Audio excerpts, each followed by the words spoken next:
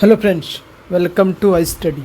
EPFO employees provident fund organisation की ओर से एक एग्ज़ाम कंडक्ट करवाया जा रहा है एसएससी का सोशल सिक्योरिटी असिस्टेंट की पोस्ट के लिए। ये एग्ज़ाम आप लोग का टोटल 4 दिन कंडक्ट करवाया जाएगा। 18, 21, 22 एंड 23 अगस्त को। 18 एंड 21 अगस्त की 4 शिफ्टों की एनालिसिस मेरे द्वारा कर दी गई थी। आज जो इसका एग्ज़ाम कंडक्ट करवाया गया है 22 अगस्त को, तो जो 22 अगस्त को फर्स्ट शिफ्ट है वो कंप्लीट हो चुकी है। फर्स्ट शिफ्ट की ओवरऑल एनालिसिस मेरे द्वारा कर दी गई थी। आई होप आप लोगों ने देख भी ली होगी। तो फर्स्ट शिफ्ट में 22 अगस्त की जो जेके के 30 क्वेश्चन पूछे गए हैं और कंप्यूटर के 10 क्वेश्चन पूछे गए, उनके एनालिसिस हम लोग इस वीडियो में करेंगे।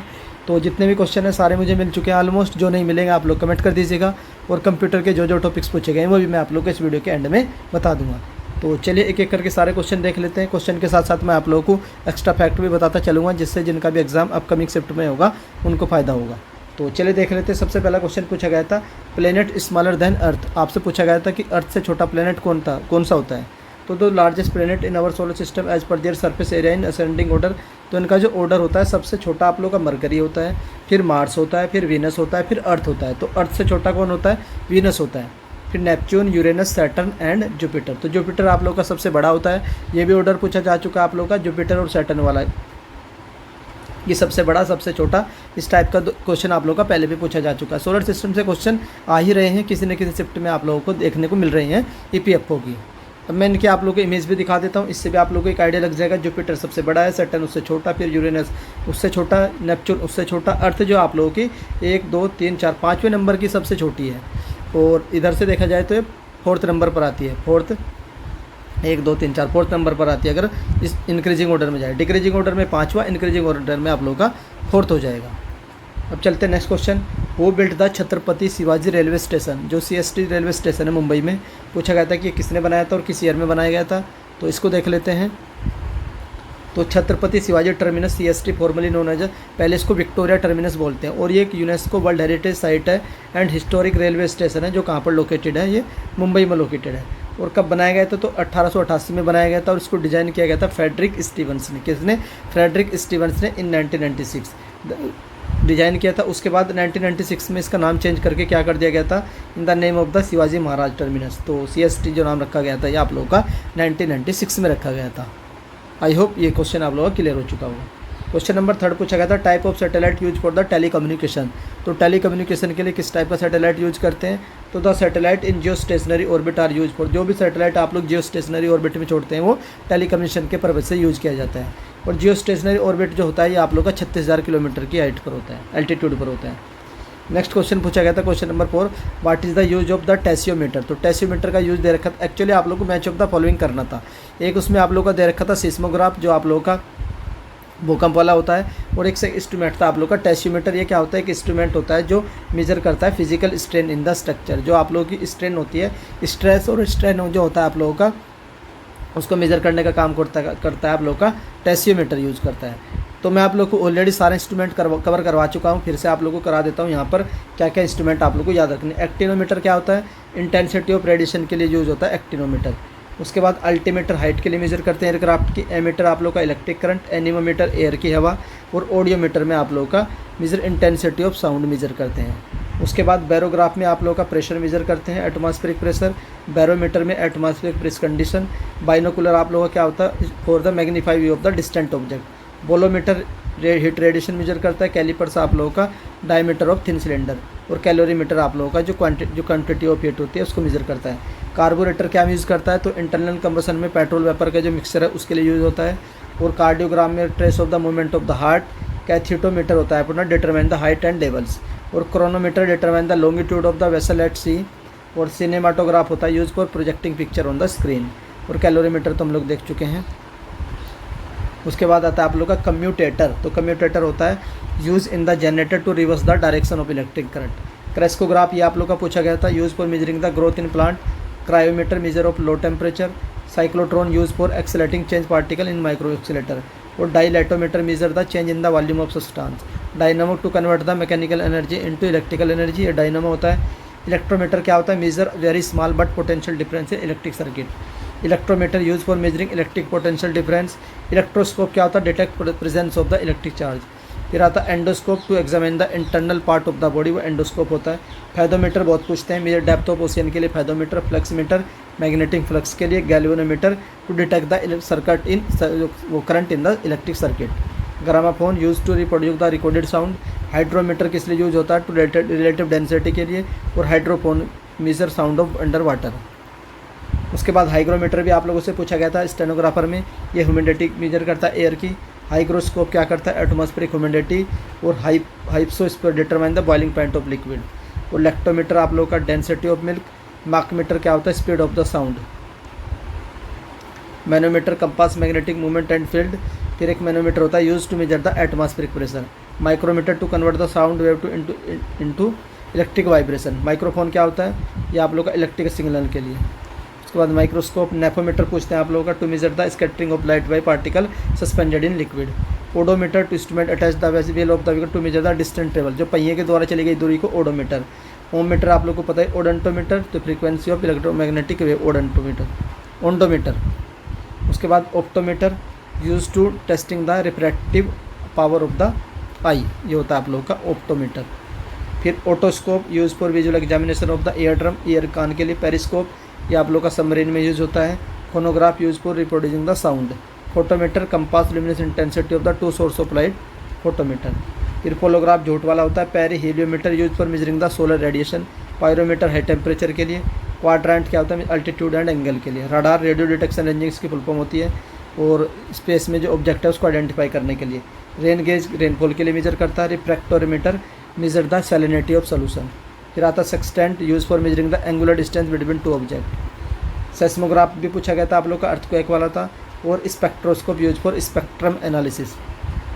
स्पीडोमीटर आप लोग का use for measuring the speed of the पूरे स्पीड व्हीकल के, जो व्हीकल जो होता है किस स्पीड पे चल रहा है वो स्पीडोमीटर होता है। और पहिया क्या डिस्टेंस ट्रेवल करता है वो आप लोगों का होता है, ऊपर मैं बता चुका हूँ।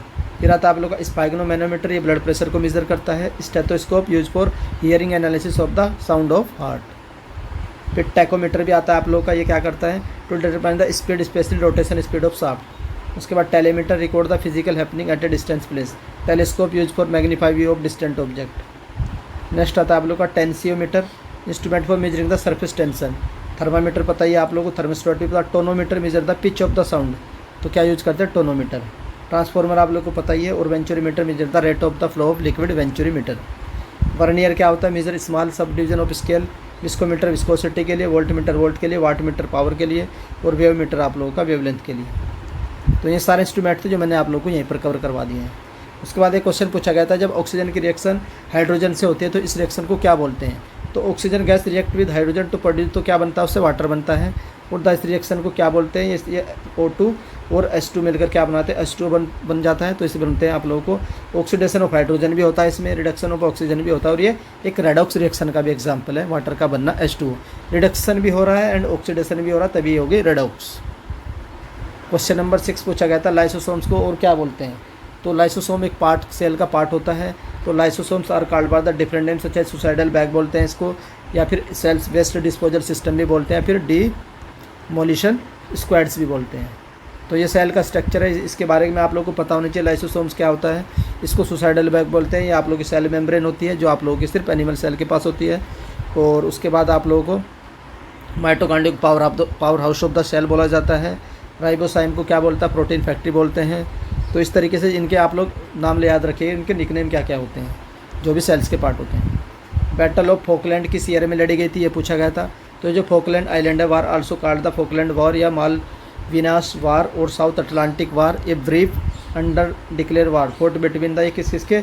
अर्जेंटीना और ग्रेट ब्रिटेन के बीच 1982 में लड़ी गई थी। याद रखिएगा 1982 फॉकलैंड वॉर, ये आप लोगों की पूछी गई थी। फिर पूछा गया था आर्टिकल 51 में क्या नहीं है? मैच ऑफ द फॉलोइंग करने थे। तो इनमें 4 ऑप्शन दे रखे थे, आप लोग को बताना था कि कौन सा नहीं है। तो ये आप लोग का फंडामेंटल ड्यूटीज़ है, तो देख लेते हैं। At the time of independent in 1950 India's original constitution included the no mention of citizen duty. तो फंडामेंटल ड्यूटी के बारे में स्टार्टिंग में नहीं था। फिर क्या होता है? 42वें संविधान संशोधन 1976 में जो होता है, और जो स्वर्ण सिंह कमेटी है वो रिकमेंड करती है कि फंडामेंटल ड्यूटीज़ होनी चाहिए हर एक सिटीजन की। तो फिर क्या होता है? 51A आर्टिकल को जोड़ा जाता है और एक पार्ट जोड़ा जाता है, पार्ट 4A इंडियन कॉन्स्टिट्यूशन में एज ए फंडामेंटल ड्यूटी, जो हमने किससे ली थी? USSR से बोरो की थी। यूएसएसआर से बोरो की थी हमने फंडामेंटल ड्यूटी, ये भी आप लोगों से पूछते हैं। और करंट में टोटल कितनी फंडामेंटल ड्यूटी 11 है, इनिशियली आप लोगों की 10 थी। जो 11वें नंबर की फंडामेंटल ड्यूटी है ये 86 अमेंडमेंट के तहत 2002 में जोड़ी गई थी, तो ये भी ध्यान रखिए। तो मैं आप लोगों को सारे बता देता हूँ। यहाँ पर आप लोगों की टोटल 11 जो भी फंडामेंटल ड्यूटी सारी मेंशन है, जो आप लोगों को याद रखनी है। इनमें से एक आध आप लोगों की नहीं होगी तो वही आप लोगों को बताना था कि कौन सी नहीं है। तो टोटल कितनी है? 11 है। Who is parent of guardian to provide the opportunity for education for his child as the case may be ward between age of 6, तो 6 साल से 14 साल के बच्चे को पेरेंट्स को जो आप लोग एजुकेशन प्रोवाइड करवानी ज़रूरी है। यही आप लोग का 86 अमेंडमेंट था जो 2002 में होता है, और ये हमारी 11th नंबर की ड्यूटी थी। क्वेश्चन नंबर 9 देख लेते हैं। कंट्रोल प्लस जो होम होता है इसकी शॉर्टकट की पूछी थी, तो ये होता है moves to the beginning of the document. तो आप लोग ये शॉर्टकट की अगर प्रेस करोगे तो आप लोग जो भी डॉक्यूमेंट पर वर्क कर रहे हैं वो आप लोग इसके बिगिनिंग में पहुंच जाओगे। तो यानी शॉर्टकट की से क्वेश्चन आ रहे हैं, अब सारे शॉर्टकट की देख लेते हैं। कंट्रोल प्लस से सारे को सिलेक्ट करने के लिए कंट्रोल पी बोल्ड का होता है, सी कॉपी का होता है, एक्स आप लोग का कट का होता है, एन आपका न्यू या ब्लैंक डॉक्यूमेंट का होता है, ओ आप लोग का ओपन का होता है, पी प्रिंट का होता है, एफ आप लोग का फाइंड बॉक्स होता है। उसके बाद आई आप लोग का इटैलिक होता है, के आप लोग का इंसर्ट लिंक होता है, इंपॉर्टेंट है, यू आप लोग का अंडरलाइन, वी आप लोग का पेस्ट, वाई रिडू होता है, जेड आप लोग का अंडू होता है, और जी आप लोग का फाइंड या रिप्लेस होता है। एच भी आप लोगों से पूछते हैं, रिप्लेस वाला होता है। जे जस्टिफाई वाला कल पूछा गया था। एल आप लोग का लेफ्ट अलाइन, और ई आप लोग का सेंटर अलाइन, और आर आप लोग का राइट अलाइन, और क्यू आप लोगों का align selected paragraph to the left. Alt plus E ये होता है, ये तो आपको थोड़ा सा विजिबल नहीं हो रहा है तो इसको छेड़ देते हैं। नेक्स्ट क्वेश्चन पूछा गया था, तो भी आप लोगों को 4 चीज़ें दे रखी, 4 इवेंट दे रखे थे हिस्ट्री के, उनको मैच ऑफ द फॉलोइंग करना था। तो क्या कहते हैं, बारदौली मूवमेंट में आप लोगों को कल भी करा चुका हूँ, ये 1928 में सरदार वल्लभ भाई पटेल जी के द्वारा इसको लीड किया गया था। और डू और डाई का जो क्विट इंडिया मूवमेंट था ये आप लोग का 1942 में हुआ था। सारे इवेंट देख लेते हैं ईयर वाइज क्या क्या हो सकते हैं। INC इंडियन नेशनल कांग्रेस आप लोगों से पूछी जा सकती है, 28 दिसंबर 1885 को बनी थी। पहले राउंड टेबल कॉन्फ्रेंस 1930 से लेकर के 1931 के बीच हुई थी, और सेकंड राउंड टेबल कॉन्फ्रेंस 1931 में, और थर्ड राउंड टेबल कॉन्फ्रेंस आप लोगों की 1932 में हुई थी। उसके बाद जो annual session of Lahore declaration 1929 में, पूर्ण स्वराज जो डिक्लेयर किया गया था 1929 में, और इसको कब ऑब्जर्व किया गया था? 26 जनवरी 1930 को पूर्ण स्वराज दिवस वाज ऑब्जर्व। फिर स्वदेशी एंड बाइकआउट 1905, मुस्लिम लीग 1906, और जो आप लोगों का गदर मूवमेंट था ये 1913 1913। होम रेल मूवमेंट आप लोग का 1916, चंपारण सत्याग्रह 1917, खेड़ा सत्याग्रह 1917, अहमदाबाद मिल स्ट्राइक 1918। तो इस तरह के इवेंट आप लोगों से पूछे जा रहे हैं। रोलर टैक्ट आप लोगों का 1999 में हुआ था। नॉन कोऑपरेशन मूवमेंट 1 अगस्त 1920, सिविल डिसोबीडेंट मूवमेंट 1930, और क्विट इंडिया मूवमेंट आप लोगों का 1942। इस तरह से आप लोगों को हिस्ट्री के इवेंट दे रखे थे, आप लोग को मैच करना था कि कौन सा इवेंट किस ईयर में हुआ था। यह आप लोग का match of the following type का क्वेश्चन था। उसके बाद नेक्स्ट क्वेश्चन पूछा गया था, जो राज तरंगणी बुक है ये किसके बारे में लिखी हुई है, किसका इतिहास बताती है। सबसे पहले आप लोग को पता होना चाहिए किस लैंग्वेज में लिखी गई है, तो संस्कृत में लिखी गई है। और द रिवर ऑफ किंग इसका नाम होता है हिंदी में। और डेफिनेशन ऑफ द नेम राज तरंगणी क्या, रिवर ऑफ द किंग। और द मोनार्क ऑफ कश्मीर, तो यह कश्मीर के मोनार्क के बारे में बताती है। और नॉर्थ वेस्ट इंडिया में जो उस टाइम जो रूलर वगैरह हुआ करते थे उनकी हिस्ट्री के बारे में भी ये कवर करती है। कवर इन द बुक राज तरंगणी। इसमें क्या 8 तरंग है, राज तरंगणी का मतलब है 8 तरंग है। और ये भी पूछते हैं कि ये बुक किस सेंचुरी में लिखी गई थी। ये लिखी गई थी 12th सेंचुरी में, और किसके द्वारा, कल्हण के द्वारा लिखी गई थी। ये भी याद रखें, कल्हण 12 सेंचुरी 8 तरंग, और हिस्ट्री ऑफ कश्मीर इसमें मेंशन है, और written in language Sanskrit. International atomic energy commission का जो ईयर है ये पूछा गया था, तो ये 1957 होता है। मैं आप लोग को कल भी बताया था, सारी की सारी ऑर्गेनाइजेशन कल भी कराई थी, तो आज फिर से करा देता हूँ। यहीं से क्वेश्चन आया था कि मैंने आप लोग को यहाँ पर भी कवर करवाई थी, मैं आप लोग को दिखाऊंगा भी। तो देख लेते हैं। सबसे पहले यूनाइटेड नेशन 1945 में बना था, और 193rd कंट्री है, न्यूयॉर्क में इसका हेडक्वार्टर है। उसके बाद फूड एंड एग्रीकल्चर ऑर्गेनाइजेशन फाओ बोलते हैं, 1945 में बना था। इटली के रोम में इसका हेडक्वार्टर, 197 इसमें कंट्री है। ILO इंटरनेशनल लेबर ऑर्गेनाइजेशन 1919 में बना था, स्विट्जरलैंड के जेनेवा में इसका हेडक्वार्टर है। टोटल कंट्रीज में 187 है। इंटरनेशनल सिविल एविएशन ऑर्गेनाइजेशन 1947 में बना था, कनाडा के मॉन्ट्रियल में इसका हेडक्वार्टर है। इंटरनेशनल मैरीटाइम ऑर्गेनाइजेशन IMO ये 1948 में बना था, UK के लंदन में इसका हेडक्वार्टर। टोटल कंट्रीज में 174 है। United nation development programme UNDP 1965 में बना था, USA के न्यूयॉर्क में इसका हेडक्वार्टर है। टोटल कंट्रीज में 170 है। फिर आता है यूनाइटेड नेशन इन्वायरमेंटल प्रोग्राम, ये आप लोग का 1972 में बना था, और केन्या के नैरोबी में इसका हेडक्वार्टर है। यूनाइटेड नेशन पॉपुलेशन फंड, तो ये कब बना था आप लोग का 1969 में, USA के न्यूयॉर्क में इसका हेडक्वार्टर है। यूनिसेफ का हेडक्वार्टर कहाँ से, न्यूयॉर्क में, और कब बना था आप लोग का 1946 में बना था। वर्ल्ड फूड प्रोग्राम आप लोग का 1961 में रोम के इटली के रोम में इसका हेडक्वार्टर है। इंटरनेशनल एयर ट्रांसपोर्ट एसोसिएशन कब बना था? 1945 में, और मॉन्ट्रियल में इसका हेडक्वार्टर है जो कनाडा में सिचुएटेड है। यूनेस्को 1945, फ्रांस के पेरिस में इसका हेडक्वार्टर है। टोटल मेंबर कंट्रीज़ में 193 है। फिर आता है आप लोगों का united nation world tourism organisation, ये आप लोग का 1974 में बना था और स्पेन के मैड्रिड में इसका हेडक्वार्टर है। 27 सितंबर को मनाया जाता है tourism day. Universal postal assistant 1874 और स्विट्जरलैंड के बर्न में इसका हेडक्वार्टर है। फिर आता है WHO, 7 अप्रैल 1948 को बना था इसका, और स्विट्जरलैंड के जिनेवा में हेडक्वार्टर है। 193 कंट्री है। इस बार ये अपनी 75 बर्थ एनिवर्सरी मना रहा है, ये भी आप लोग याद रखिएगा। फिर नेक्स्ट आता है वर्ल्ड मेटीरियोलॉजिकल ऑर्गेनाइजेशन का हेडक्वार्टर कहाँ से है? स्विट्जरलैंड के जिनेवा में, और 1950 में ये ऑर्गेनाइजेशन बनाई गई थी। वर्ल्ड इंटेलेक्चुअल प्रॉपर्टी ऑर्गेनाइजेशन वीपो पूछते हैं, और स्विट्जरलैंड के जिनेवा में इसका हेडक्वार्टर है, और 1967 में ये फॉर्म हुई थी। फिर वर्ल्ड ट्रेड ऑर्गेनाइजेशन 1995, 1 जनवरी 1995, हेडक्वार्टर कहाँ से? इसका जिनेवा में। टोटल कंट्री 164 है। लास्ट कंट्रीज में अफगानिस्तान था, और इससे पहले जो बॉडी हुआ करती थी वो गेट थी, general agreement trade on tariff. International trade centre ITC 1964, Switzerland के जिनेवा में इसका हेडक्वार्टर है। फिर आता है आप लोग का OECD, मोस्ट इंपोर्टेंट है, 37 कंट्री है। फ्रांस के पेरिस में इसका हेडक्वार्टर है। 1967 में आप लोगों का OECD बना था। यह आप लोगों का पूछा गया था, देख लीजिए आप लोग, यहीं पर मेंशन है। इंटरनेशनल एटॉमिक एनर्जी एजेंसी का कभी यह बना था? 1957, और हेडक्वार्टर कहाँ? ऑस्ट्रिया के वियना में। टोटल कंट्री 173 है। फिर OPEC 1960, OPEC का हेडक्वार्टर वियना में, और 13 कंट्री OPEC में। उसके बाद Commonwealth of nation 1932, UK London के यूके में, यूके के लंदन में इसका हेडक्वार्टर है। एमनेस्टी इंटरनेशनल 1961 में बना था, यूके के लंदन में इसका हेडक्वार्टर है। फिर नाटो कब बना था आप लोगों का? 1949 में बना था, 4 अप्रैल को, और बेल्जियम के ब्रसेल्स में इसका हेडक्वार्टर है। टोटल कंट्रीज में 31 है, और जो लेटेस्ट कंट्री ऐड की गई इसमें 2023 में वो फिनलैंड है। एसोसिएशन ऑफ आसियान, आसियान कब बना था? 1967 में, हेडक्वार्टर इंडोनेशिया के जकार्ता में। टोटल मेंबर कंट्री आसियान में 10 है। अपैक में कितनी है? 1989 में बना था, सिंगापुर के क्वींस टाउन में इसका हेडक्वार्टर है। टोटल कंट्रीज में 21 है। फिर फीफा कब बना था? 1904 में, स्विट्जरलैंड के ज्यूरिक में इसका हेडक्वार्टर है। Total member country 211। International tennis federation 1913 में बना था, यूके के लंदन में इसका हेडक्वार्टर है। मेंबर कंट्रीज में 211 है।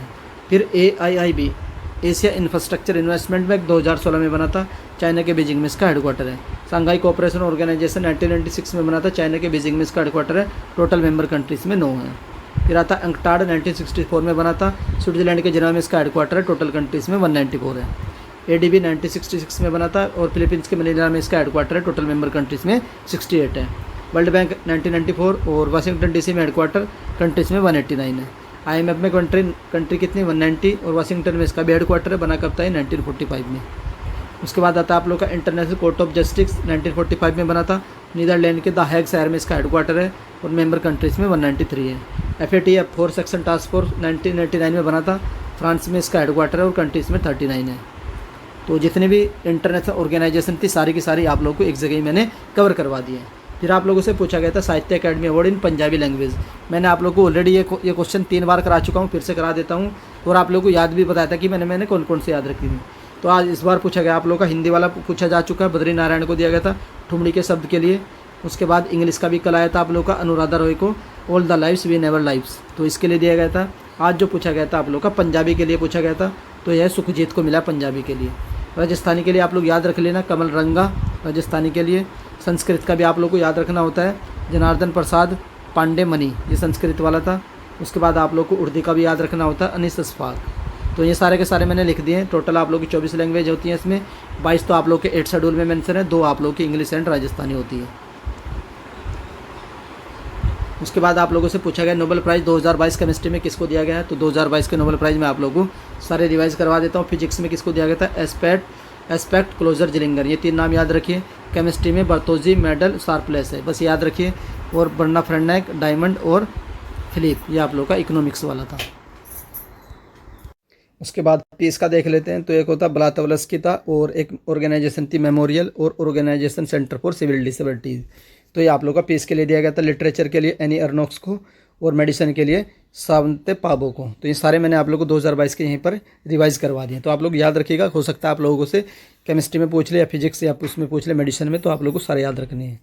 फिर पूछा गया था जो सिल्वर रिवोल्यूशन होता है वो किससे रिलेटेड होता है, तो मैं आप लोगों को सारे रिवाइज करवा देता हूँ, कल भी रिवाइज करवाए थे। Black revolution petroleum, blue revolution fish, और ब्राउन रिवोल्यूशन आप लोगों का लेदर, और गोल्डन रिवोल्यूशन आप लोगों का फ्रूट्स, ग्रीन रिवोल्यूशन आप लोगों का फूड ग्रेन, ग्रे रिवोल्यूशन आप लोगों का फर्टिलाइजर, पिंक रिवोल्यूशन आप लोगों का ओनियन, रेड रिवोल्यूशन आप लोग का मीट, और सिल्वर रिवोल्यूशन जो पूछा गया था आप लोग का ये एग या फिर पोल्ट्री। वाइट रिवोल्यूशन मिल्क वाला, येलो रिवोल्यूशन आप लोग का ऑयल सीड, और एवरग्रीन रिवोल्यूशन क्या होता है जो सबका डेवलपमेंट करना होता है। तो सारे रिवोल्यूशन हम लोग यहीं पर रिवाइज कर चुके हैं। उसके बाद आता है what is the pano bhaju. तो ये पानो भाजू क्या, the most popular Goa traditional dress a long skirt called the pano bhaju. तो ये गोवा की एक फीमेल ड्रेस है, ये आप लोग की पूछी गई थी, पानो भाजू। क्वेश्चन नंबर 17 देख लेते हैं, the first state to be created on the linguistic basis. तो ये कौन सा था, ये आंध्र प्रदेश था, जो कब बना था 1 अक्टूबर 1953 को। सारे स्टेट के फाउंडेशन डे मैं आप लोग को ऑलरेडी करा चुका हूँ, पहली 2 शिफ्टों में भी कराए थे। आप लोग करके जाना, क्योंकि एक स्टेट का फाउंडेशन डे वो जरूर पूछ रहा है। फिर आप लोग को डे पूछे थे, मैच ऑफ द फॉलोइंग कर रहे थे, कुछ डे दे रखे थे, जैसे कि मदर डे पूछा था, तो ये आप लोग का सेकंड संडे ऑफ मई होता है, world mother day. World teacher day अगर पूछा जाए तो 5 अक्टूबर, और नेशनल टीचर डे पूछा जाए तो आप लोग का हो जाएगा टीचर शिक्षक दिवस, ये आप लोग का बर्थ एनिवर्सरी होती है सर्वपल्ली राधाकृष्णन की 5 सितंबर को। उसके बाद नेक्स्ट आता है आप लोग का, ये आप लोग मुझे कमेंट करके बताइएगा शिक्षक दिवस, नेशनल टीचर डे कब मनाया जाता है। फिर 7 अप्रैल को क्या होता है आप लोग का, वर्ल्ड हेल्थ डे होता है, ये 75वीं बर्थ एनिवर्सरी मना रहा है। इंटरनेशनल लेबर डे आप लोग का 1 मई को होता है, और 2 अप्रैल को होता है वर्ल्ड ऑटिज्म अवेयरनेस डे। तो ये जितने भी डेज थे मैं आप लोग को ऑलरेडी करा चुका हूँ। स्टैटिक जीके की अलग वीडियो ली थी, और जो आप फर्स्ट पहले दिन एनालिसिस कराई थी वहाँ पर मैंने आप लोग को हर एक मंथ के इंपॉर्टेंट डेज करवाए थे। तो डेज से भी क्वेश्चन पूछ रहा है, तो जिनका भी एग्जाम कल होगा तो डेज वाला पढ़ करके जरूर जाइएगा।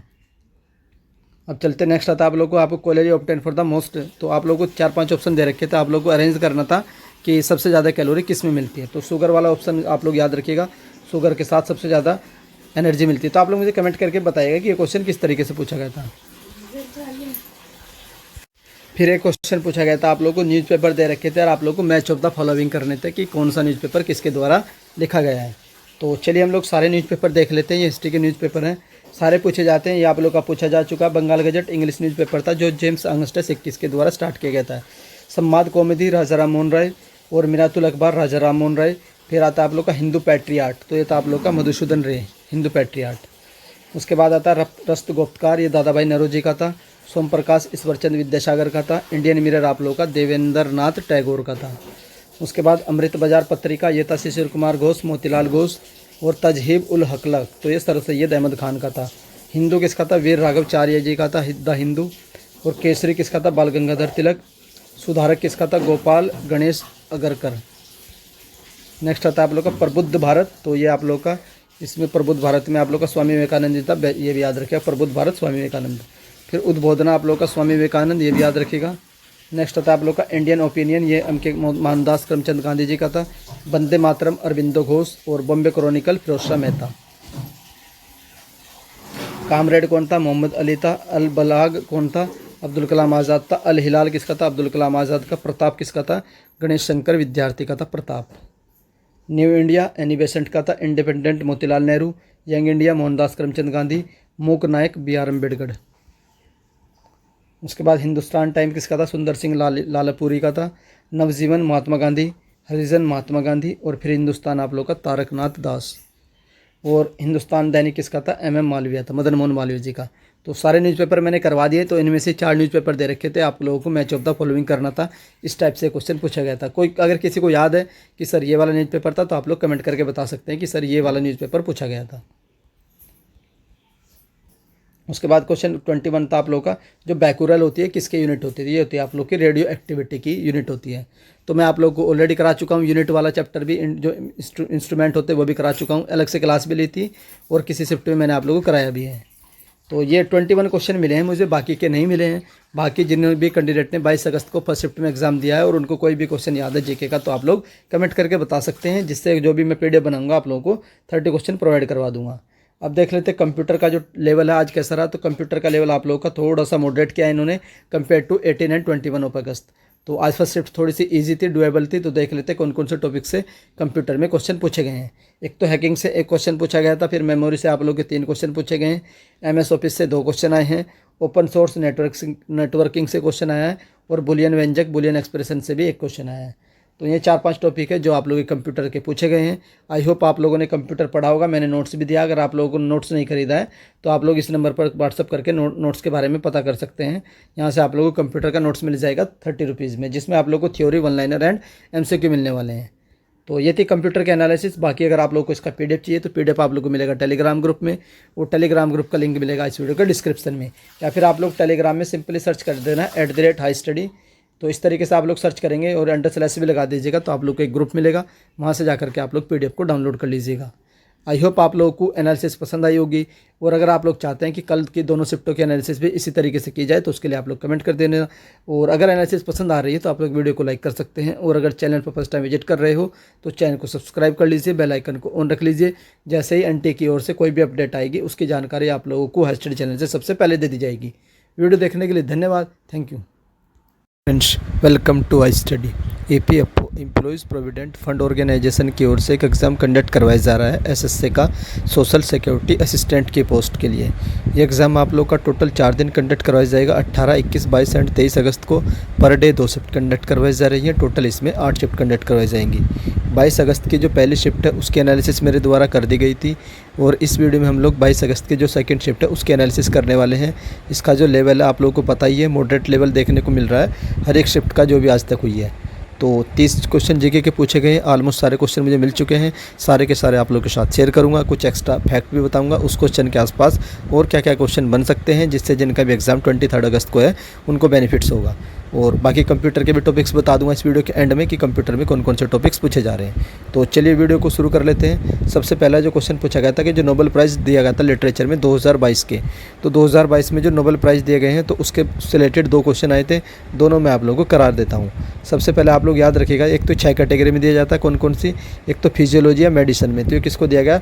स्वाति पाम्बे को दिया गया मेडिसिन के क्षेत्र में। उसके बाद फिजिक्स में आप लोग याद रखिएगा, एस्पेक्ट याद रखिए, एक नाम याद रखिए क्लोजर, और तीसरा नाम याद रखिए जलिंगर। तो ये फिजिक्स वाला। केमिस्ट्री का आप लोग नाम याद रख सकते हैं, बर्तोजी, शार्पलेस और थर्ड मेडल। तो ये 3 नाम याद रखिए आप लोग किसके लिए? केमिस्ट्री के लिए। लिटरेचर के लिए एनी अर्नोक्स लिख लेना। और उसके बाद जो शांति वाला पीस था ये किसको दिया गया था? बिला ताश्की को दिया गया था। और बेलारूस का एक था मेमोरियल ह्यूमन राइट ऑर्गेनाइजेशन था, और एक था आप लोग का यूक्रेनियन का ह्यूमन राइट ऑर्गेनाइजेशन था। तो सिविल लिबर्टीज़, तो इन तीनों को दिया गया था। इकोनॉमिक्स का किसे दिया गया है? तो इकोनॉमिक्स का देख लेते हैं। ये दिया गया था आप लोगों का बर्नार्ड के USA का था, डगलस वाब डायमंड, और एंड था फिलिप डुइगविक्स। तो ये था आप लोगों के इकोनॉमिक्स वाले। तो इसी में से आप लोगों के 2 क्वेश्चन पूछे गए थे, तो मैंने आप लोगों के लिए 6 के 6 लिख दिए। आप लोग इसको पढ़कर जाना जिनका भी एग्ज़ाम कल कंडक्ट होने वाला है। तो ये था आप लोग का फर्स्ट क्वेश्चन। तो ये सेकंड क्वेश्चन आप लोग का मेडिसिन वाला था। मेडिसिन में आप लोग का मिला था स्वाति पाम्बे को। उसके बाद आता स्टेट रीऑर्गेनाइजेशन एक्ट से रिलेटेड पूछा गया था, जो आप लोग का फजल अली आयोग आया था उसके द्वारा जो रिपोर्ट बनाई गई थी, तो उसने कितने स्टेट का रिकमेंडेशन दिया था। तो देख लेते हैं इसके बारे में। सबसे पहले फजल अली आयोग जो है ना, इसके चेयरमैन कौन थे? फजल अली थे। और ये आयोग कब बनाया गया था? तो 1953 में ये आयोग बनाया गया था। और मेंबर कौन थे इसके? 2 मेंबर और थे, Hridaynath Kunzru and the KM Panikkar. तो टोटल 3 मेंबर थे।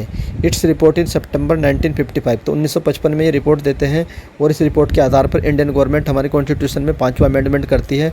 उस अमेंडमेंट के आधार पर हमारे जो स्टेट बनाए जाते हैं, 14 स्टेट बनते हैं और 6 यूनियन टेरिटरी बनती है। और 1 नवंबर 1956 को ये बनते हैं।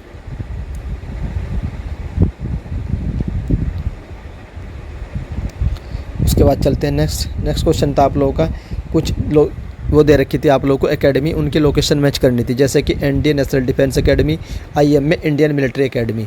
तो मैं आप लोगों को सारी करवा देता हूँ, यहीं से आप लोगों की पूछी गई थी, तो एक एक करके देख लेते हैं। सबसे पहले जो पूछी जाती है नेशनल डिफेंस एकेडमी, ये खड़गवासला पुणे में स्थित है, महाराष्ट्र के।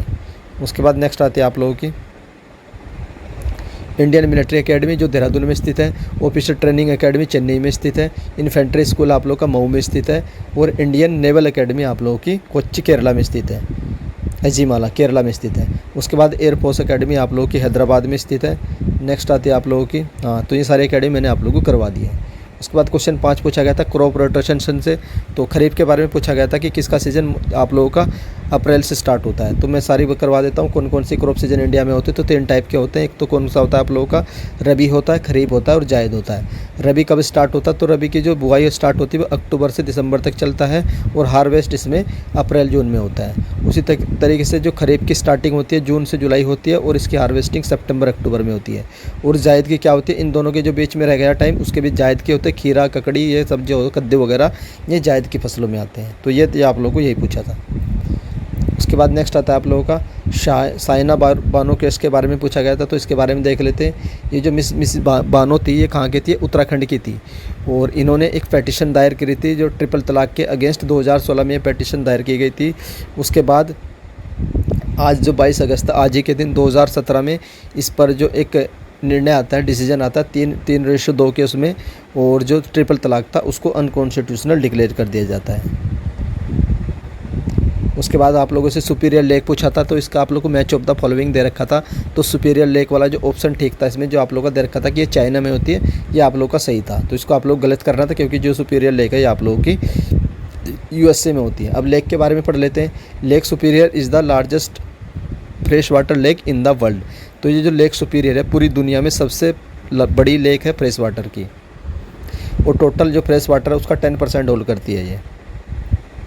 लार्जेस्ट लेक पूछे जाए तो कौन सी है, तो ये कैस्पियन लेक है। उसके बाद हाईएस्ट लेक पूछे जाए तो लेक टिटिकाका है।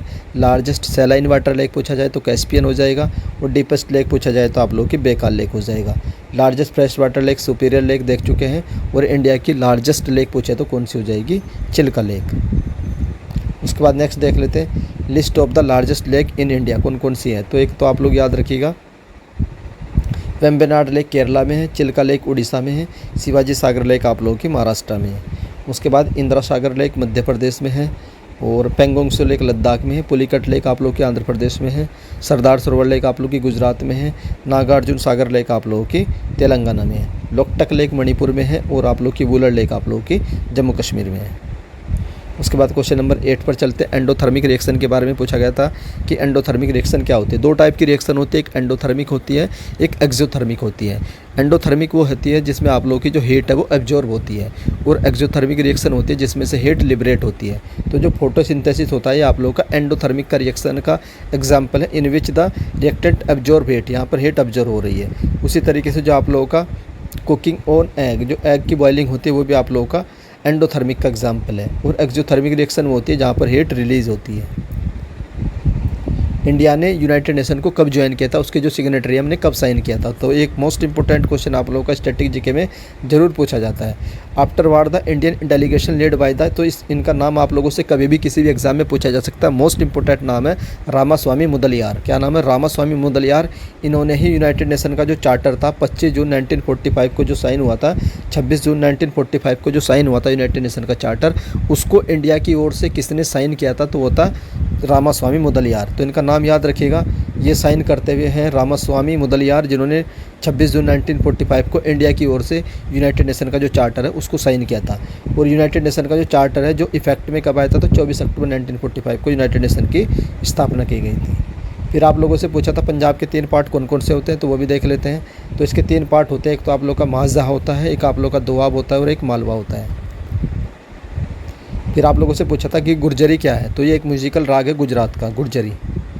क्वेश्चन नंबर 12 पूछा गया था। तो लेगुमी के एग्जाम्पल आप लोगों से पूछी जाती है कि लेगुमी क्रॉप्स कौन कौन सी होती है। Leguminous is the use to describe the plant in the legume family which include in the plant that produce कौन कौन सी होती है कि बीन्स होती हैं, पीज होती है, एंड आप लोग की लेंटिल्स होती हैं।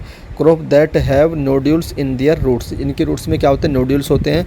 और नोड्यूल्स के बाद क्या होता है, एक बैक्टीरिया होता है जो राइजोम, और ये बैक्टीरिया क्या करता है, जो एटमॉस्फेयर की नाइट्रोजन होती है उसको अमोनिया में कन्वर्ट कर देता है, और उस अमोनिया को जो प्लांट है वो यूज़ कर लेते हैं। तो ये होता है आप लोगों का लेग्यूमिनेट एग्जाम्पल के फर्स्ट जो भी आप लोग की लेग्यूमिनेसी क्रॉप्स होती हैं।